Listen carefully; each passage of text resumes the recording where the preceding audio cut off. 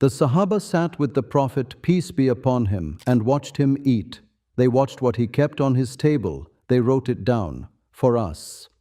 In this video, 15 Sunnah foods that bring the deepest barakah into your home. And at number 1, the food the Sahaba saw the Prophet, peace be upon him, eat from the heart of the most blessed tree Allah named in His book.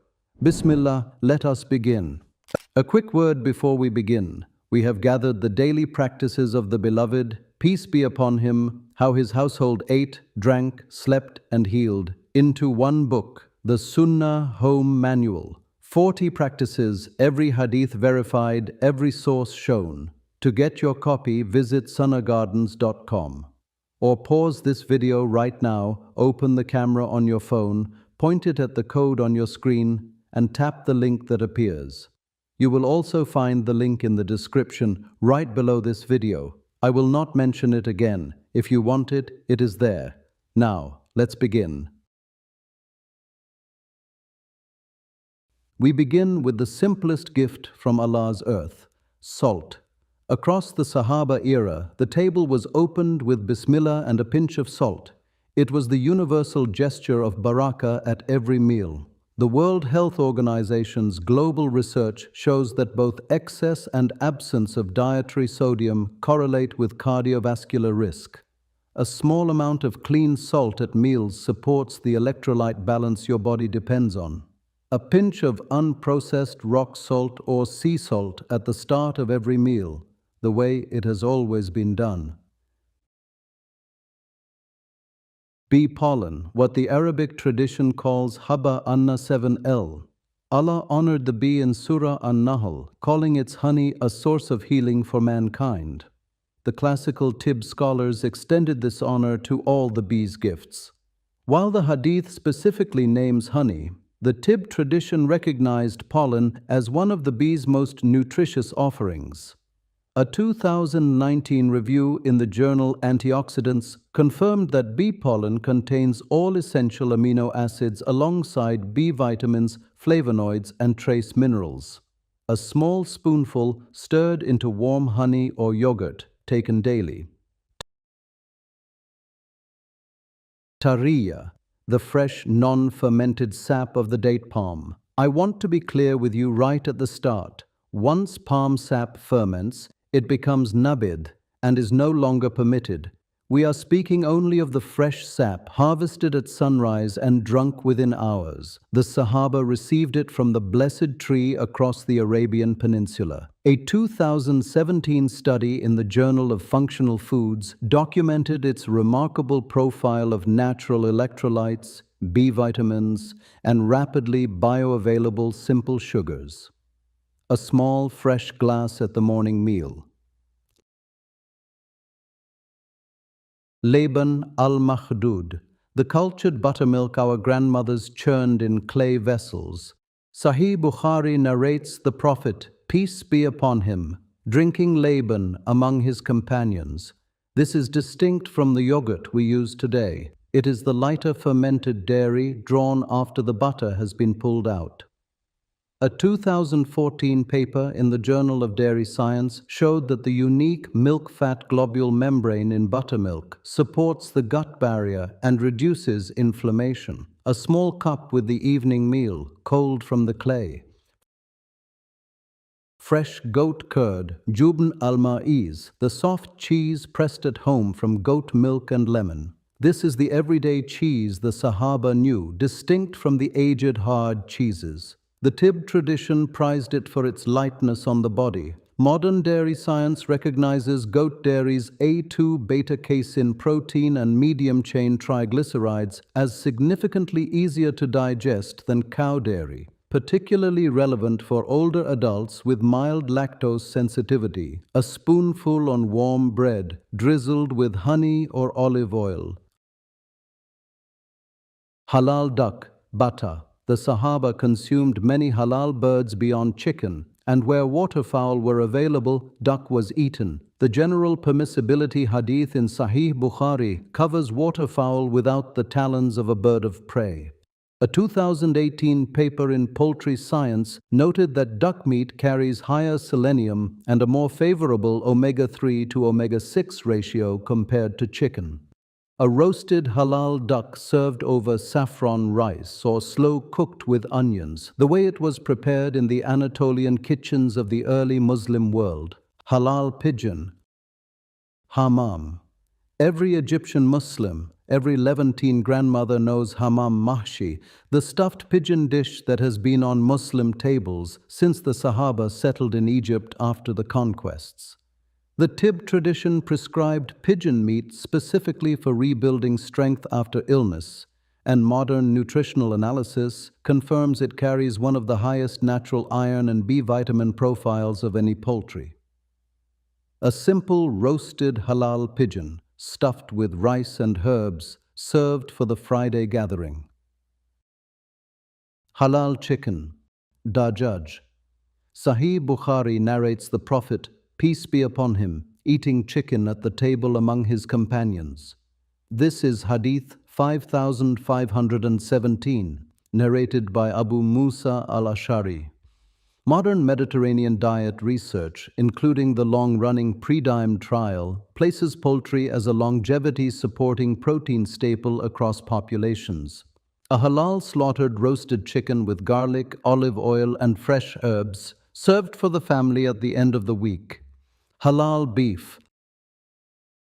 Lam al-Bakar. While lamb dominated the Hijaz kitchens, beef was the hospitality meat for major gatherings. Eid sacrifices for cattle, wedding feasts, returning traveler meals. A 2019 paper in the journal Nutrients found that adequate animal protein intake in adults over 60 correlated meaningfully with reduced sarcopenia, the wasting of muscle mass that quietly accelerates in older age.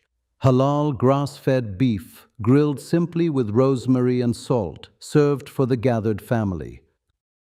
Cooked tongue. Lisayan.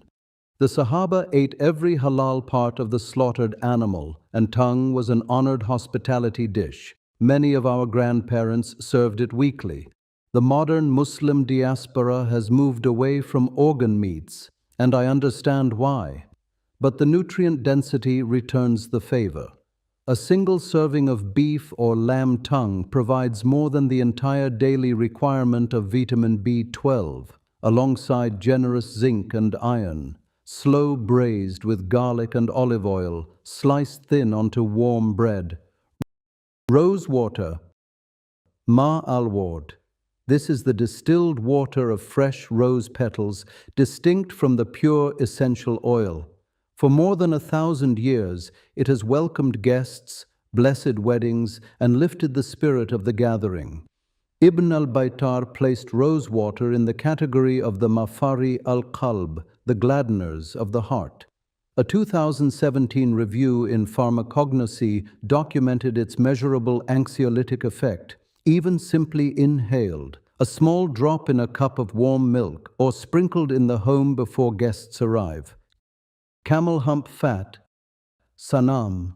The camel was the foundational livestock of Sahaba-era Arabia, and the soft-rendered fat from its hump was the primary cooking medium across many Bedouin households. I want to be open about the modern context. Older nutritional science condemned all saturated fats, but the latest meta-analyses, including the 2020 BMJ review, have softened that position significantly. A 2020 paper in the Journal of Animal Science showed camel hump fat carries a notably favorable monounsaturated to saturated ratio compared to beef tallow. If you have cardiovascular concerns, please speak with your physician. Halal cow liver, kabd al-Bakar. Sunan ibn Majah in Hadith 3314 narrates that the Prophet, peace be upon him, said 2 kinds of blood have been made lawful for us, the liver and the spleen. Cow liver in particular is the single densest natural source of vitamin A in the retinol form, alongside copper, vitamin B12, and choline. A single 3-ounce serving exceeds the daily requirement for vitamin A and B12, extraordinary for an older adult vulnerable to B12 deficiency. A small portion pan-grilled with caramelized onions. Sheep tail fat. Liya. Across the Hijaz, Yemen, and the Levant, the soft fat rendered from the sheep's tail was the most common cooking fat in the Prophet's lifetime and for centuries after. The Tibb tradition placed it among the warming, strengthening fats of the kitchen. The same 2020 BMJ meta-analysis I mentioned a moment ago has softened the older blanket warnings on animal fats. Liya also carries the heart-supporting compound, CLA, and beneficial short-chain fatty acids. As with Sunnah, please consult your physician if you carry cardiovascular concerns. And now at number 1, the food the Prophet, peace be upon him, ate from the heart of the most blessed tree Allah named in His book. Sahih Bukhari in Hadith 5448 narrates the Prophet, peace be upon him, sitting and eating Jummar, the soft white pith from the heart of the date palm. The Sahaba watched and they recorded. This is the same tree the Prophet, peace be upon him, called the symbol of the believer himself in Sahih Bukhari Hadith 61. The date palm is the most Barakah coded plant in the entire Sunnah. Ibn Sina and al-Qayyim both catalogued Jummar as a cooling, mineral-rich food that softens the body and gladdens the heart. A 2018 study in the Journal of Ethnopharmacology documented its cardioprotective and gut restorative properties, driven by an exceptional concentration of potassium, magnesium, and the rare compound dipinitol, associated with improved insulin sensitivity. Tibb tradition, Sahih Hadith, modern science, all three pointing to the heart of the same blessed tree. That was our countdown of the 15 Sunnah foods that bring Barakah into your home. May Allah grant you and your family complete shifa. If this list reminded you of something your grandmother used to make, share it in the comments. And in our next video, we will be opening the forgotten Sunnah vegetables your great-grandmother grew in her garden. Bismillah. Until then.